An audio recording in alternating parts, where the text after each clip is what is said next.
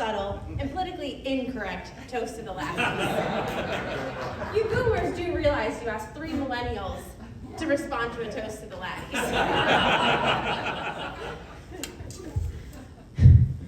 Most everyone here knows who we are. For those that don't frequent the club and are just here to fulfill their yearly minimum, we are the Tricycle.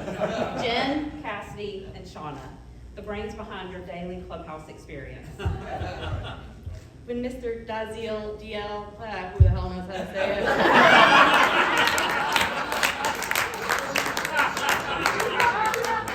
asked us to do the toast to the Lassies, our first thought enthusiastically was yes. But also, why didn't any of the official Lassies volunteer to toast to the Lassies? We realized that while we know a lot about the Lassies, we knew nothing about Robert Burns. So what do 3 millennials do when they don't know the answer to something? Google. Burns, bless his wool socks, was a lovable guy. By all accounts that we can find, Robbie was a hard-drinking, womanizing, high-spirited character with a series of affairs that wouldn't be out of place on a soap opera. He fathered 13 children with 4 different women, his first being born to his mother's servant and his last being born on the day of his funeral. Burns loved women, and by all accounts, women loved Burns, his mother, his wife, his daughters, and yes, his lovers. He preferred the company of women and loved their passion, humor, beauty, and intellect. As honorary Lassies of the Single Malt Club, not like we didn't have much of an option, as no one's Lassie stepped forward to do this toast. Just like Burns, we too agree and prefer the company of women, so we wanted to share why it's so great to be a woman. You get off the Titanic first.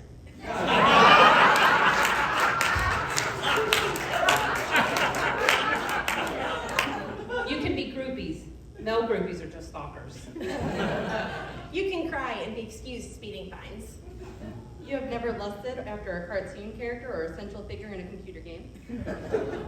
Taxis stop for you, although some of these elders in the kilts can stop traffic too. You don't look like a frog in a blender while dancing. New lipstick gives you a whole new lease of life. You can congratulate a teammate without ever having to touch her rear end. And you never have to reach down ever so often to make sure certain bits are still there. If you are dumb, and especially blonde, some people will find it cute. You have the ability to dress yourself.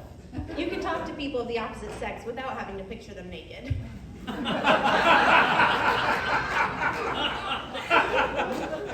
If you marry someone 20 years younger, you are fully aware that you will look stupid.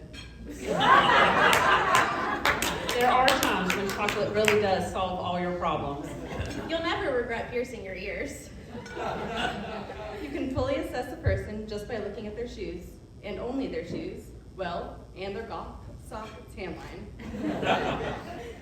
You will never discover that you have been duped by a Wonder Bra. And lastly, you can scare males with mysterious gynecological excuses. After all, in the words of Robbie Burns, a woman can make an average man great and a great man average. Burns was also a whiskey enthusiast. Even though he was a lowlander, he preferred the Highland spirits, with one of his favorites being the Farintosh made by the Forbes family on the Black Isle. We 3 have learned a lot over the years from the single malt men. I learned this the hard way during a single malt pairings dinner. Blends are not acceptable and you will be shamed. The characteristics of an Islay or that peaty flavor is an acquired taste. Yes. It must come from Scotland to be any good, according to Robbie Dudley. The name of Scotch actually means something and likely has a long history that some are happy to rattle on about for a really long time. And pronouncing said names can be tricky, and you will be corrected, especially if Dave Wagner is within hearing. Single malt drinkers love other single malt drinkers. Some of you in here have more than likely been on the receiving end of a round bought by Grandiel, Peter McNaughton, or Slick Urban, to name a few. Single malt whiskey is the second highest selling liquor at Valley, and if Gary Christensen has ever told you that he is drinking single malt in his glass, he's lying. It's rum.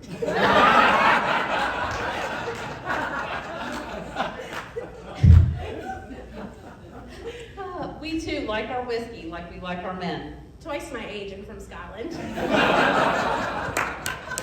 Smoky, full body, and leaves you gasping a little. Left in an oak barrel for at least 3 years, with very little oxygen.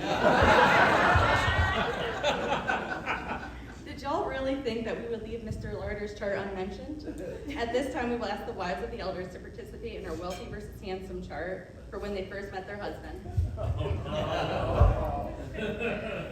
Wives, yeah, come on up. Look at the chart.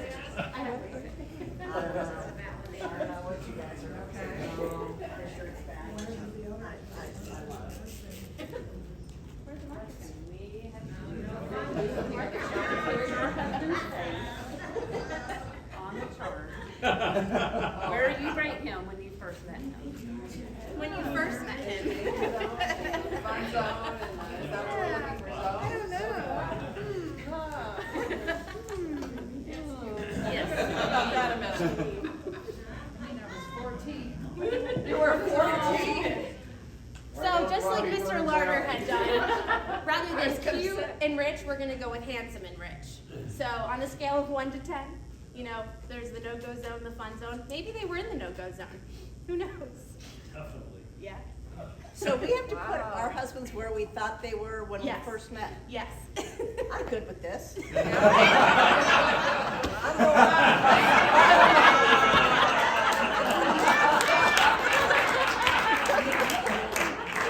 What goes on this side?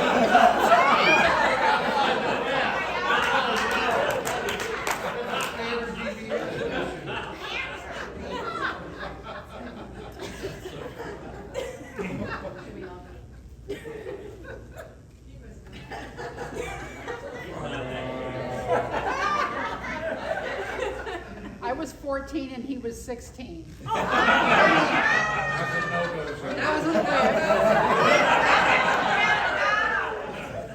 And how could I put him anywhere else but here as well?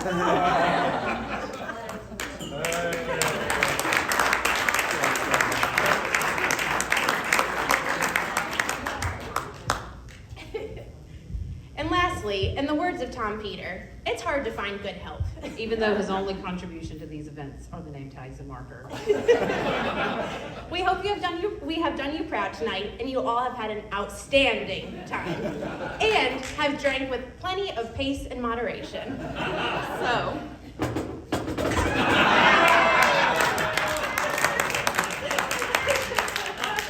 ladies, please seize your drinks and raise your glasses as we propose a toast.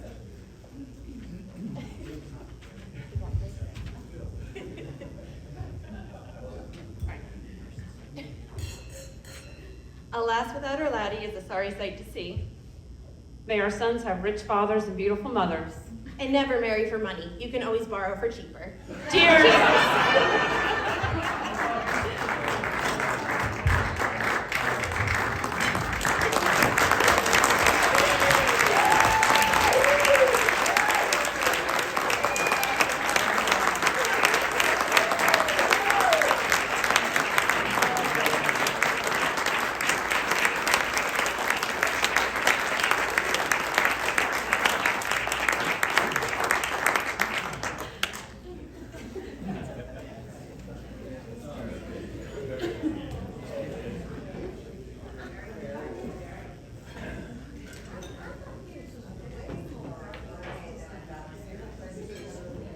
Thank you so much, Tricycle. That was absolutely fantastic.